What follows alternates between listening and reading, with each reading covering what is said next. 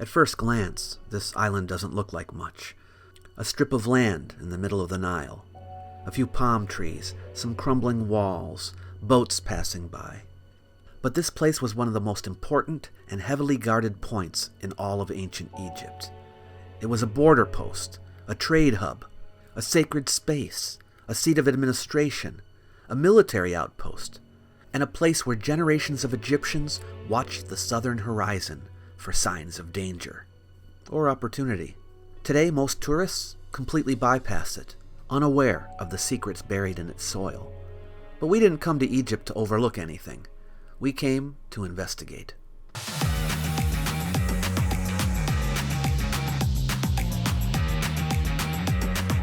Welcome to Antiquities Explorer, your guide to historic places. Follow us to different countries as we search for ancient artifacts. If you too wish to explore the ancient past through travel, we'll help you plan where to go, what to see, and how best to enjoy what you encounter. In this series of Antiquities Explorer, you can accompany us on our trek through Upper Egypt, homeland of the ancient Egyptians and Nubians. Come on, let's go.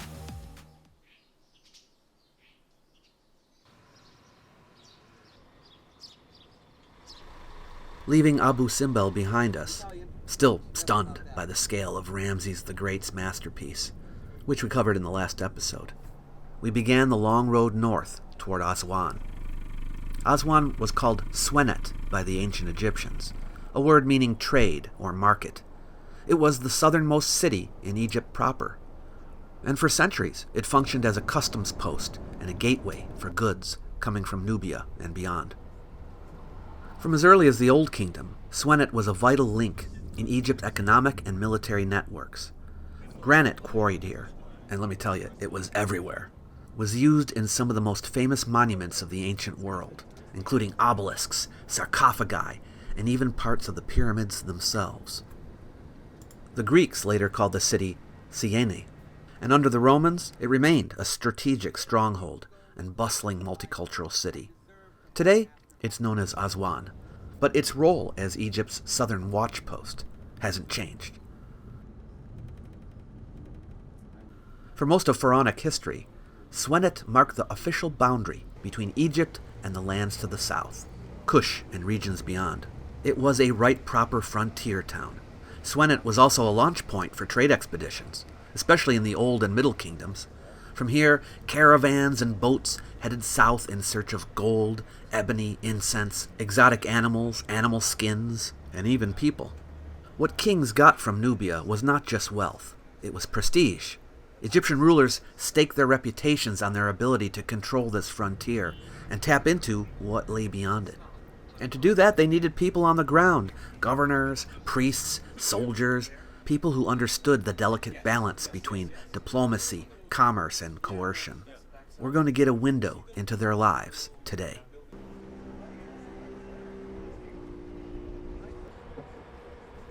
To reach Elephantine, we crossed the Nile by boat, just as people have done for thousands of years. There are no bridges to the island, no roads. It's accessible only by water. So, let's get in the boat and head on over.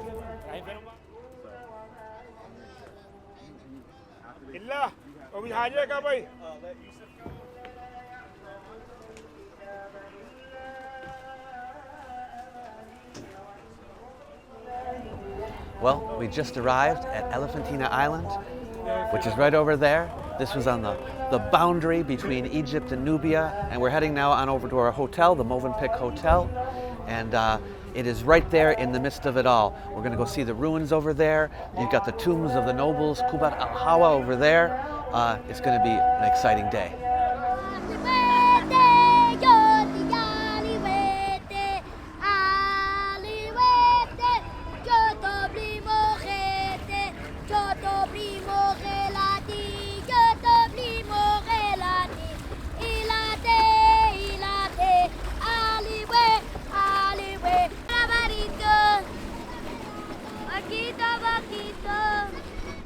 As we crossed, a few local boys clung to the sides of our boat and sang traditional songs for tips.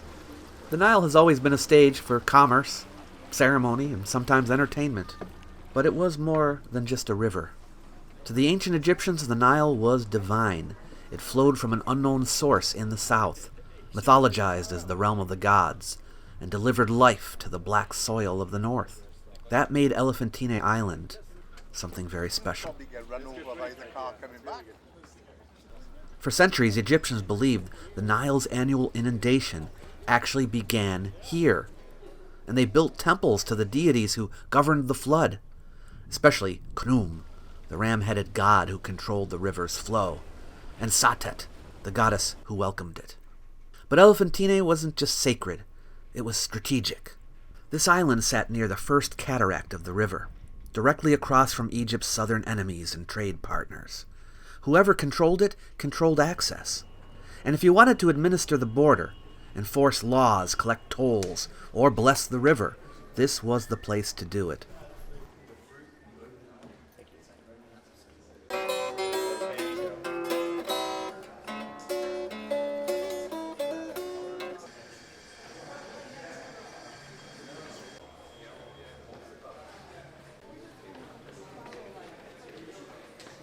We paused for lunch. Simple, fresh, and tasty. The Move-and-Pick Hotel is nestled at the northern tip of the island. It's a peaceful place, green, shaded, surrounded by the Nile. But just beyond these modern grounds to the south are the remains of ancient temples, houses, and barracks. And yet today, almost no locals live here, and most travelers sleep on the east bank in the city of Aswan. Few take the time to walk where ancient priests, soldiers, and governors once lived, but we will.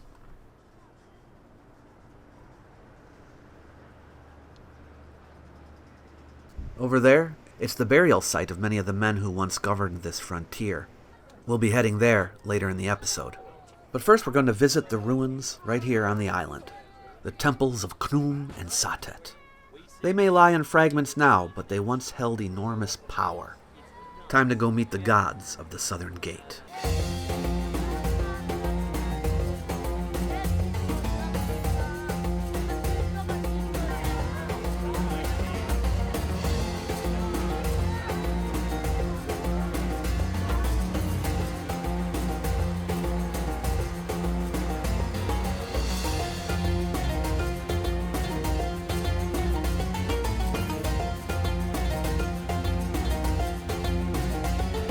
The island's ancient Egyptian name was Abu, meaning elephant, likely a reference to the ivory trade that passed through this frontier, or perhaps to the rounded boulders that resemble elephant bodies rising from the river. A military fort was built here during the First Dynasty to protect Egypt's southern border. As a result, a town developed on the island. But the name Abu also had deeper meanings. It was associated with the first nome or province of Upper Egypt, and was considered a symbolic and sacred beginning, the place where the Nile was thought to rise, both physically, from the first cataract, and spiritually. The Greeks called the island Elephantine, a name that stuck, and today, though the city around it has grown and modernized, the island itself has retained the name and many of its ancient features. There are two common English pronunciations of the name, Elephantine, with a silent E, or Elephantine if you're a Brit, and Elephantine. The name is Greek, and the ancient Greeks called it Elephantine, so I prefer to pronounce the final vowel.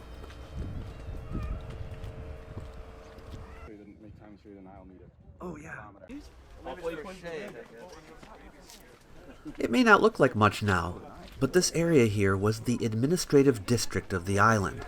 The governor's palace was located off to the left. Look at this, they got an excavation going on here. And there were several temples, the biggest one by far being the Temple of Khnum. Next in importance was the Temple of Satet, and that's where we started.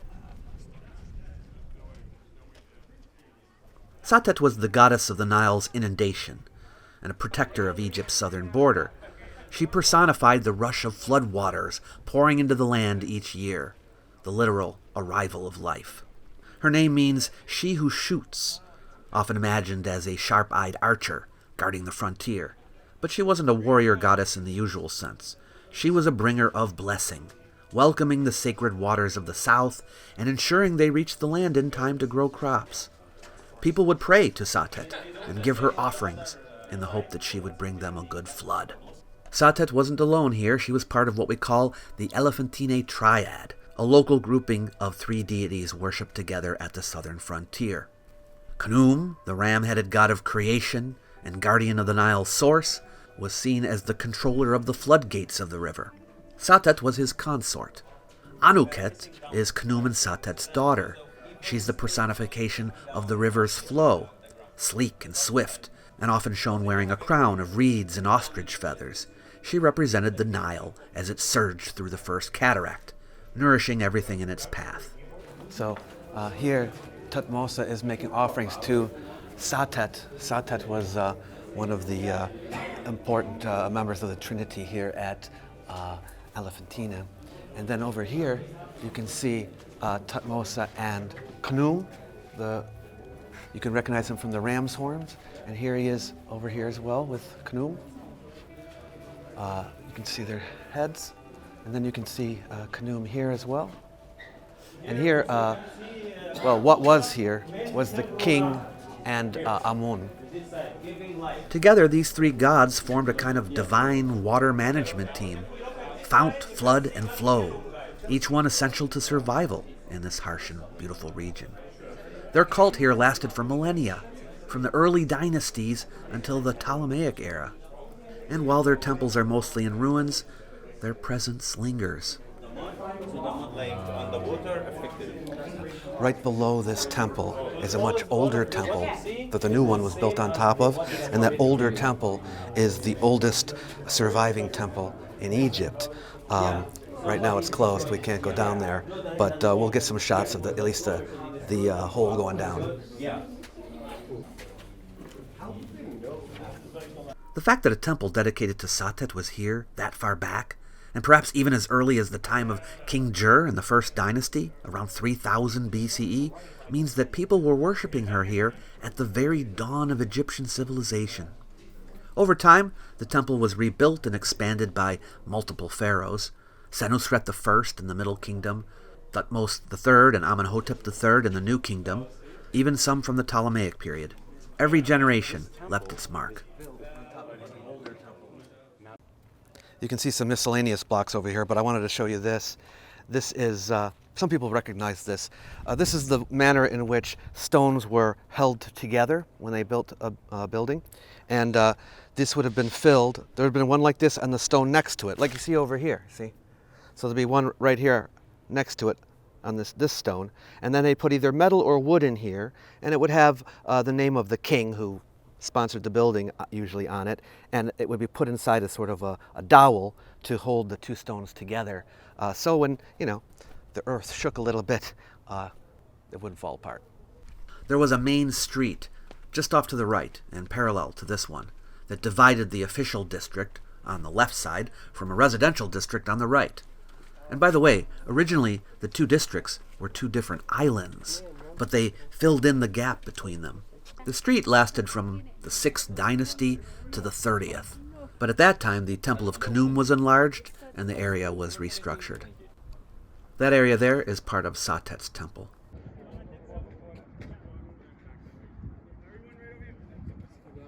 Right, way back there in the distance, there was a pyramid. You can kind of see parts of it. If you look over at the masonry there just to the left, you can see the remains of a dilapidated Old Kingdom pyramid. So here are the remains of the Khnum temple. According to myth, Khnum shaped each person's body on his wheel and placed it in the womb. But here he had another job. He was thought to control the Nile's flow, turning the floodgates on or off like a cosmic engineer. That gave him enormous importance in the agricultural life of the region. This temple was active for over 2,000 years. Much of what we see today dates to the late period and the Ptolemaic dynasty. But the sacredness of the site goes back to the early dynastic period. Take a look at this. Isn't this awesome? This is all a single piece of the famous Aswan granite. Now, you'll hear other channels talking about it and how, it's impossible that the Egyptians could have made it. It's just too big, too heavy. Keep in mind here that all of Aswan is full of granite. You can quarry from all over town. Yes, there is the Aswan granite quarry that people go to, but all of this was as a quarry. And so this stone It could have even been carved right here, but if not, it wouldn't have come from very far. Sure, it was heavy, but it's kind of hard to see from down below here. But you can see these holes on the sides here. That's where the door went. And what was this thing? It was a shrine. It comes from the Saite period, which is the late period in Egypt, after the New Kingdom. This is in the later dynasties. So it's relatively new from an ancient point of view. And it is made extremely well. But to go farther than that and say like, oh, it's impossible to have been made with technology that they knew at the time, this we already know is incorrect because we've seen people do it. You can see that this was all a magnificent area full of granite. Okay, you can even see, look at that little piece with the stars. That was the ceiling. They often decorated ceilings like stars of whatever building this was. We have here another remnant of a shrine, and you can even see underneath there's some imagery still left and some hieroglyphs depicting Khnum and a king of some kind. I'll have to look that up. But all of this was destroyed at some point. We don't exactly know what happened, and this is, of course, left room for many people to speculate that there was some kind of major disaster. The truth is less dramatic, but just as telling, during the long twilight of the ancient religion. As state support for temple cults faded, especially after the spread of Christianity and later Islam, Khnum's sanctuary was no longer maintained. The complete absence of many of the blocks suggests that people from Siene across the water saw these great stones sitting here unused and probably took them to use them for their own constructions. Nature did the rest. A lot of times these places were destroyed deliberately by people, and we even have a little evidence of that over here. Right here, you can see this is the method where they used to break granite. You can see these holes right here. They used to chisel out these holes and then put wet wood inside of them, which would expand and, or I'm sorry, they put wood and then wet them, and then it would expand and crack the rock, although they weren't able to crack this one. But this could have been part of the effort to completely demolish this place. Just speculating here.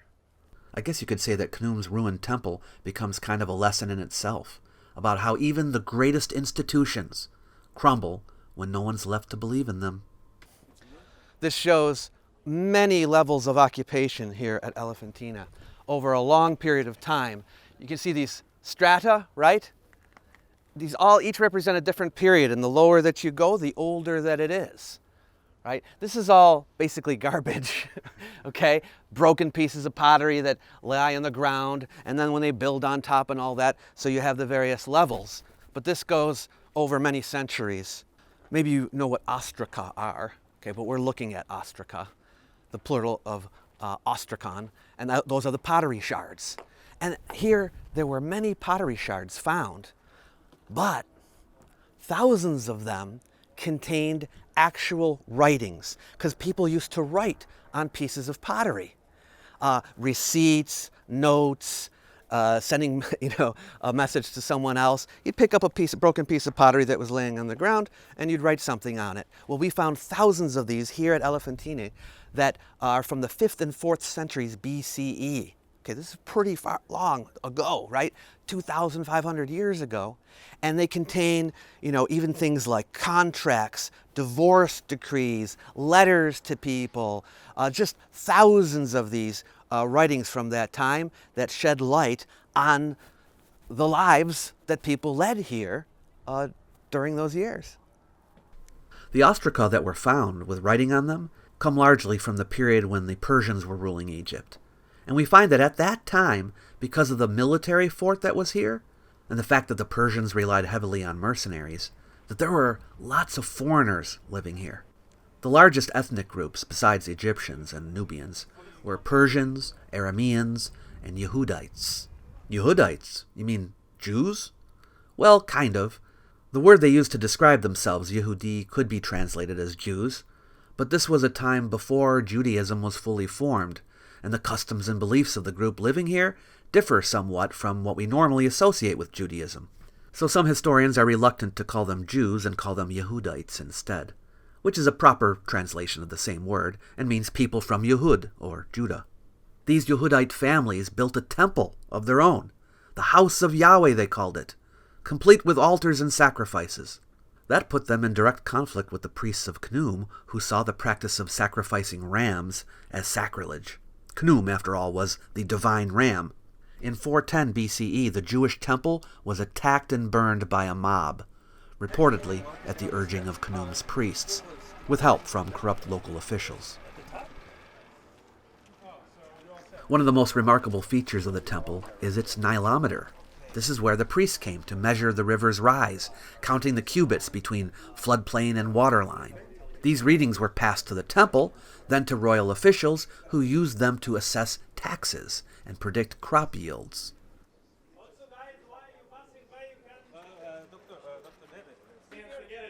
It's muddy down here. Okay. I'm sinking. Here we are. This is part of the Khnum temple. And water used to come in through here, right, and fill up depending on when the Nile rose or fell. You can even see from the darkened color here, see the level that it often went up to. And then right here, what looks like a ruler, you see that? That is a Nilometer. There's a couple of Nilometers here, but this is the earlier one. Okay, there's a Roman one over there, but this is a earlier, a little bit more primitive one. Nilometers go way back in Egypt. They go back to the Old Kingdom times. But here we have one from, this would be the period of the late period, but we can see a Nilometer which would measure the level of the river. Now, why would they think that was important? Well, remember, their whole agriculture was based on the inundation of the Nile. And each year, how high the Nile rose would have a bearing on how far the water went out, how much there would be, what you could grow. And so you can plan ahead with all of this by seeing where the level is at all year round. And then you know, well, this year, we're expecting it to be around here. And then you can make predictions and so forth. And that's what Nilometers were used for. So this continues where that leaves off, right? So here's the higher end. Here's the lower end. Sometimes the water probably only just came in a bit, right? And so here you have the lower levels. And this is where it would rush in. Yeah. Pretty cool. Yeah. Well, since the creation of the dam, it has changed everything, you know. So now the level, look, it's muddy there, but there's not really any water. Remember that Khnum was thought to control the floodgates of the Nile at its source. Indeed, there was a myth here that there were 2 holes in the first cataract. Apparently the swirling water made it look that way, from which the water of the Nile emerged. Khnum was imagined to be the divine engineer of the river, regulating the amount of water that flowed northward into Egypt. So it makes sense that the monitoring of the Nile's rise and interpreting it fell squarely within his temple's domain.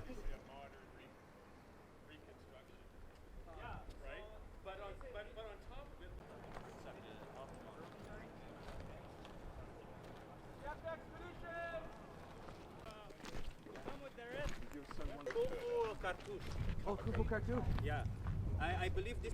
Among the ruins here you can find a surprising name, Khufu, the same pharaoh credited with building the Great Pyramid at Giza. His cartouche is carved on a stone near the temple ruins, hinting at royal activity at Elephantine as far back as the 4th dynasty. Can't read them. You have to have a specialist. Now we're going back upriver, to the place where Egypt's southern governors carved their memories into stone. I would think so.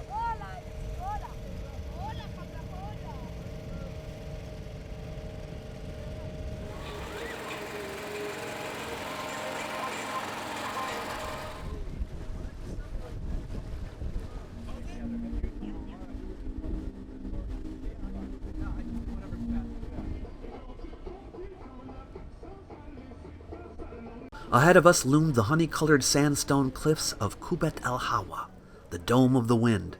This is the highest hill in the area, and for centuries it was the burial ground of Egypt's frontier governors, the men who ruled this place and reported directly to the king. The site was in use from the 6th dynasty all the way into medieval times, with some hiatuses here and there. But I brought the group here especially to see the earliest of the tombs, those from the 6th dynasty. That makes them more than 4,000 years old. Their tombs are carved right into the rock, high above the river. It's a commanding view, and that was no accident. They wanted to be remembered. You might say they wanted to keep watch even in death. Not only was the site highly visible to the community living on the island, but also it was religiously meaningful to have a tomb on the west side of the river, where the sun set, and to be kept separate from the cemeteries of the commoners.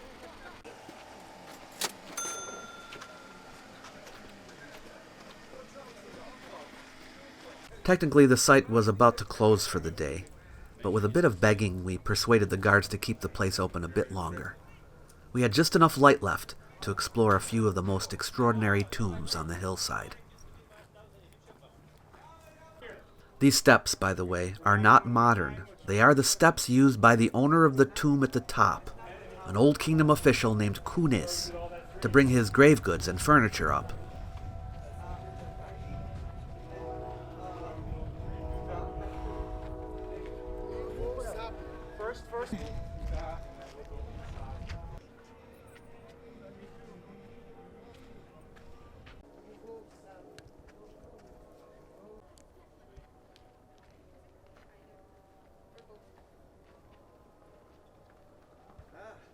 We're outside of the tomb of Serembut here, and we have an unfinished statue of Mr. Serembut. But what I love about it is, we've seen many finished statues in Egypt. We know what they look like. You've seen them, right? That have the same model, but this is only partially done. And you can kind of see what it looked like when they first made the rough cut of the statue. You see the chisel marks here? Very rough. All those beautiful, polished, smooth statues that you see in the museums and so forth, they once looked like this.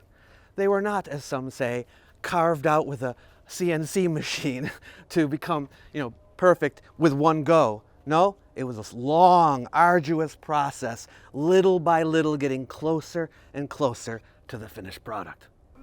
I found out later that although the unfinished statue was found in the courtyard of the tomb complex of Sarenput II, it actually may be a statue intended for another Middle Kingdom official, such as Hekaib III or Ameni Seneb next door.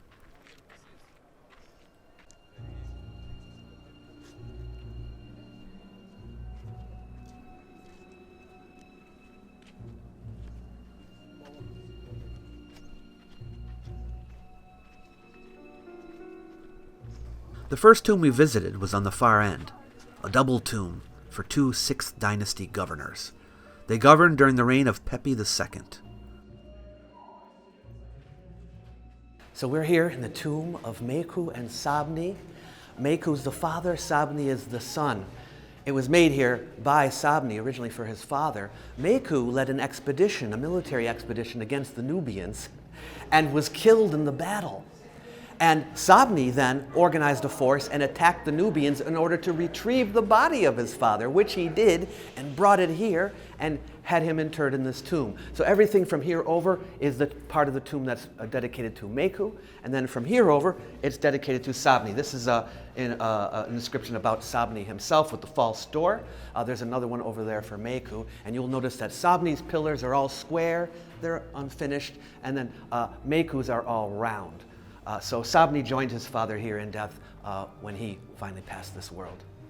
Sabi writes, "I descended the roads to the south, I brought back my father, and I punished his killers." It's a rare glimpse into personal grief, professional duty, and the harsh reality of living on the frontier. Oh, isn't this interesting? Look at this. Okay, this is a part of the unfinished pillar here, but you have one finished part, which shows an image. We have the offering here, the bread offering. You recognize the little pyramid shape? That's a bread loaf. It actually is a conical cake, customarily brought as a funerary offering. These are people bringing offerings to the dead. Don't put your fingers on it. Oh, sorry. Don't, yeah. But as you can see, the tomb isn't quite done. There's a lot about the tomb that's unfinished. They would begin making it, but then if the person who was funding it died, or who it was funded for died, they would just put him in as it was. You can see a bit of a finished piece of art here. He's bringing an offering and putting it on the offering table. See this the jar being poured and water being poured down and catching it in a basin, I guess, right here. Yeah, it has space. Yeah, yeah. And there is cows. Yeah, they're bringing cows as offerings. Yeah.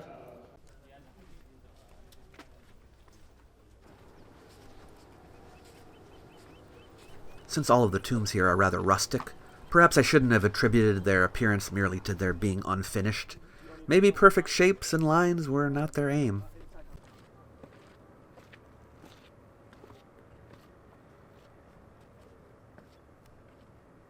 So here we are at the tomb of a nobleman from the Old Kingdom. And I think this tomb is the best of the best here at Qubbet el-Hawa.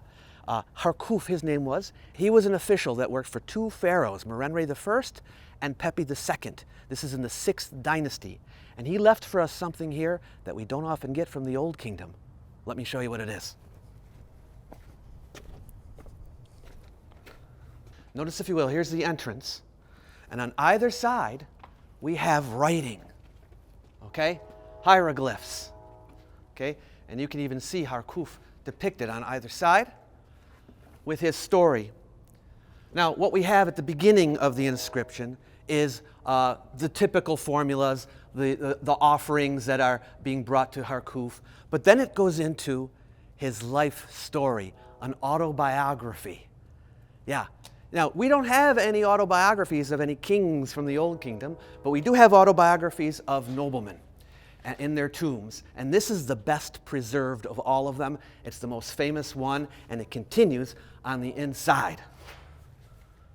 In most Old Kingdom tombs and Middle Kingdom tombs that are carved out of the rock like this, the tomb is actually below. So his body would be below, and then up above is, of course, a shrine dedicated to him. Now, the purpose of the autobiography, which continues all over the tomb here, is to tell his story. And he talks about how he led expeditions south. We're talking about exploration missions to establish trade. And specifically, he talks about going to a kingdom called Yam, or Iyam, which we're not exactly sure where it was, but most people place it somewhere where the White and Blue Niles meet, so pretty far south. And he said he went to this land, and no one had gone to this land before him, except he mentions one other guy, but he acts like, he broke new ground, and he established relations with the kingdom of Yam.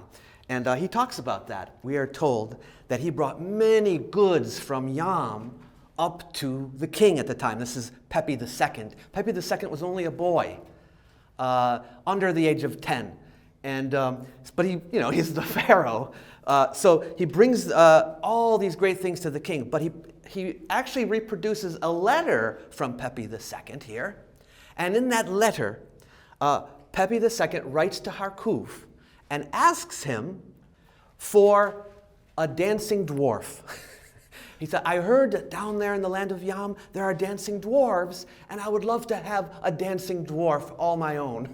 So Harkhuf brings a dwarf with him, all the way from Yam. The last part of the journey is on the boat, and Pepi even says in the letter, oh, please, when you bring the dwarf on the boat, watch him night and day. Make sure he doesn't fall off the boat and drown, because I want to see this dancing dwarf more than anything else. And so Harkhuf brags that he brought the dwarf alive and well to the court of the king for him to enjoy the dances of the dwarf.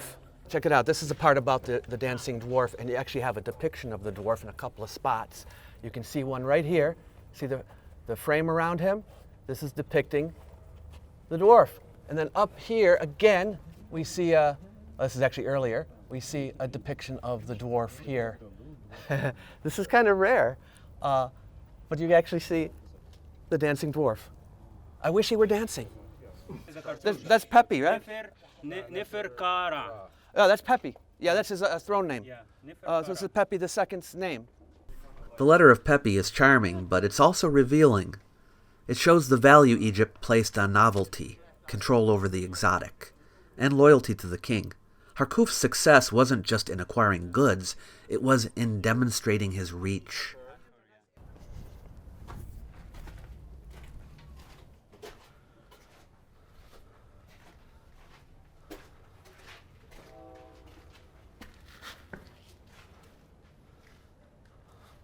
Oh, wow. He's showing you this. The tomb at the top of the main stairway belongs to Kunes, who lived at the time of Egypt's reunification under Mentuhotep II, the founder of the Middle Kingdom. Centuries later, the tomb was repurposed as a Christian church, complete with Coptic crosses carved into the walls. Sacred space recycled. This group of tombs is interesting. Those stairs lead up to the tomb of Hekaib, a 6th dynasty governor, whose real name was Pepinakht. Hekaib is a name he was honored with, meaning he who controls the heart. He became a local saint and was honored as a local god for generations.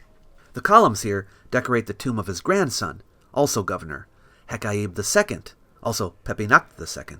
He proudly took his grandfather's name and even included his image in his tomb as a kind of ancestral patron of the southern border. The second Hekaib lived during the Middle Kingdom. And then there's Serenput I, who served under Senusret I of the 12th dynasty, also Middle Kingdom. Outside, an inscription records his service as chief of Swenet, overseer of the priests of Khnum, and a loyal servant of the king. 19th century BCE. That's how old we're talking about here. So this is from a little bit later after Harkhuf. Kind of spooky, huh?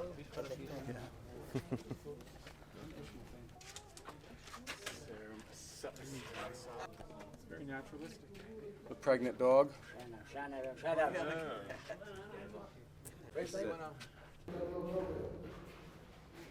His tomb is one of the largest and most elaborate in the necropolis.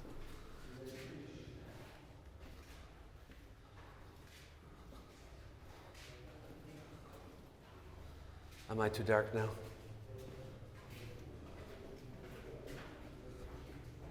Ooh. Oh, this is where the tomb was down here.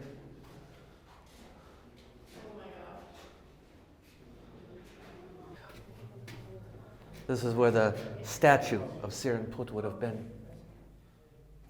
It's easy to think of ancient Egypt as static, unchanging, eternal. But here, you see how dynamic it really was.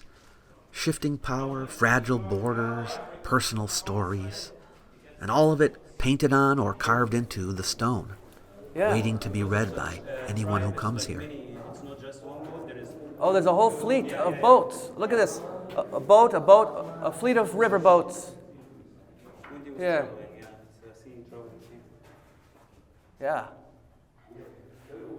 That's a great thing about art in any culture, is oftentimes the things that have not survived, the things made out of wood or cloth or whatever, perishable materials, you can get an idea of what they look like from the art itself. These tombs don't just commemorate the dead, they celebrate a way of life. There's something humbling about places like this, where the past isn't locked in a museum, but carved into the cliffs. You walk among the tombs and you realize these weren't anonymous ancient figures. These were real people with names, ambitions, and families. They lived their entire lives here, at the edge of empire, negotiating with neighbors, managing crises, and trying to be remembered. And they were remembered. Over 4,000 years later, we're still reading their words. On Elephantine Island, we saw how the gods were honored and how the Nile was measured. Here on the West Bank, we see how power was exercised and how lives were commemorated. It's one thing to study ancient Egypt through pyramids and pharaohs, but to understand the fabric of the culture, you have to come to places like this, to the edges, to the borders, because this is where empire met the unknown. In our next episode, we follow the Nile to the quarries of Sehel and Shalal, where stone was carved, gods were invoked, and one of Egypt's greatest engineering mysteries still lies unfinished. You don't want to miss it.